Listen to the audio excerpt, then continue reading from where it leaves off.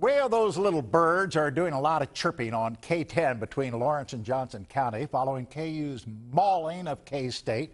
I give the Jayhawks a lot of credit for this reason. It was apparent from the opening tip they were not going to lose this basketball game despite throwing the ball away 20 times. KU out-rebounding K-State by a 2-1 margin. That tells me this: the Jayhawks wanted this game more than the Cats did. They fought for and won every 50-50 ball contested. That's a credit to the head coach. Now, Kansas did not win this game because of better talent. Sure, the Jayhawks have arguably the best player in the Big 12, but when comparing the two rosters, K-State would win this matchup on a neutral court, and I really believe this, at least 3 out of 5 times. That's simply because the K-State roster runs 10 or 11 deep.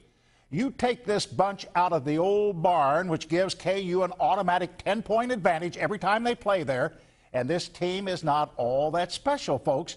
When you turn the ball over 20 times on your own floor, like KU did last night, it's living on the edge. If that happens at Iowa State or Texas Tech, two bad teams, the Jayhawks will be in big trouble. 2 days ago, in this space, I suggested KU would be lucky to finish in the top 5 in the Big 12 Conference.